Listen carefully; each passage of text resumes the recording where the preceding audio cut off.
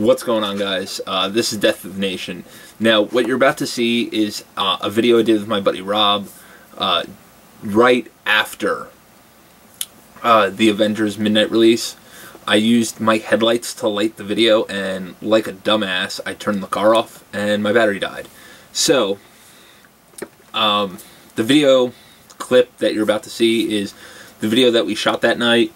I hope you guys enjoy it. It did cost me walking 4.5 miles to Walmart to jump my car, and we never got an actual ending to the video.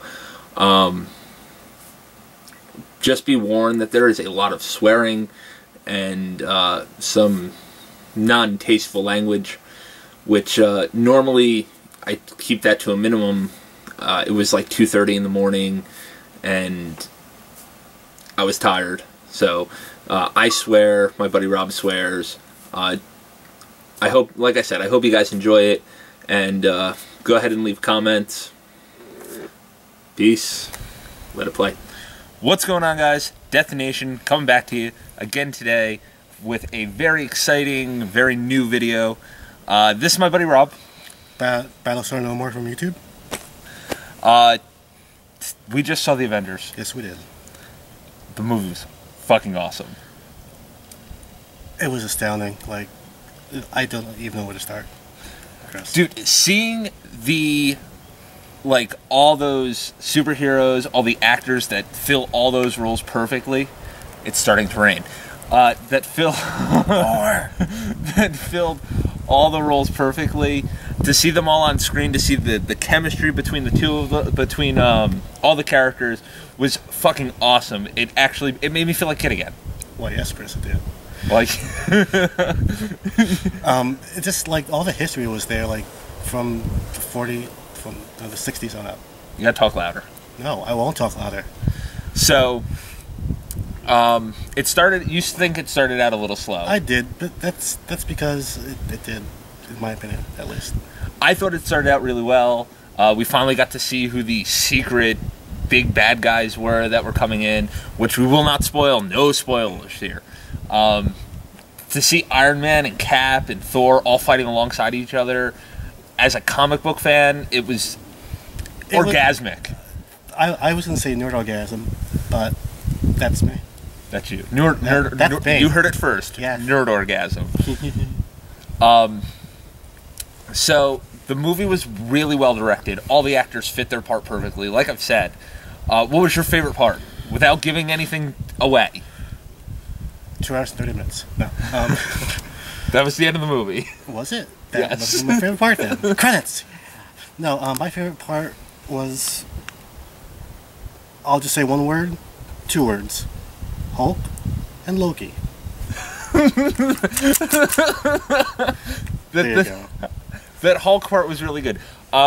Personally, my favorite part, I loved Civil War and all that stuff, and I loved to see the interaction with the Avengers, and to see when we finally get to see, Cap and Thor and the Hulk and Black Widow and Hawkeye, all the Avengers that I really like, because besides Wolverine, they had all the Avengers that I really liked.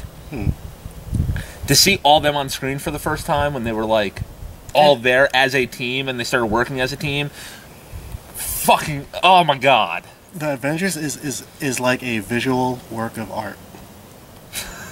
Big words from Rob over here. Visual work of art. You heard it here. What didn't you like about the movie? Because me personally, what I didn't like was it didn't feel like the comic books. It felt like the comic books, but they didn't pull anything from the comic books. You know what I mean? Yeah, I do. And that bugs me. No, it shouldn't, because Josh Whedon did a original script and he parlayed to the fans, and it is what it is. It's a great movie. Don't try and write it off as anything else. Right, and it is a great movie, but these characters are based on comic book characters that that a lot of us have grown up on, a lot of us love, and I wish that they would have incorporated more of the stories that I've read in the past, more of the stories that I love, more of the stories that, you know, fans may know that people, because you can't go to a comic book store and say, hey, I want to read what they based the movie off of. I want to read that story. You can't go to a comic book store and say that. You have to be like, oh, I guess I just want an Avengers comic.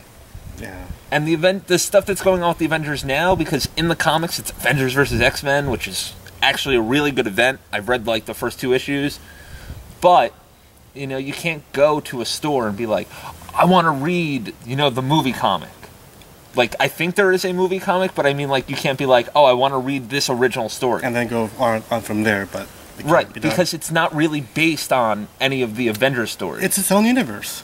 It's its own universe in its own movie. Because like, the very first Avengers thing that I remember reading was the Hulk was destroying New York City, and that's why the Avengers had to assemble, and that's what they did. And I was hoping that they'd go, like, kind of that right at the beginning, and I was kind of upset that they didn't. You know what I mean? Yeah, well, I keep in mind, viewers, true believers, I never read a Avengers comic, so I really didn't know what to think. So I came at this movie with freshly new open eyes, and I am a fan. The breakout, by the way, of that entire movie was definitely Maria Hill. She is so badass in the books, and they captured her spot on it in the freaking movie. And she's a very small role in the movie.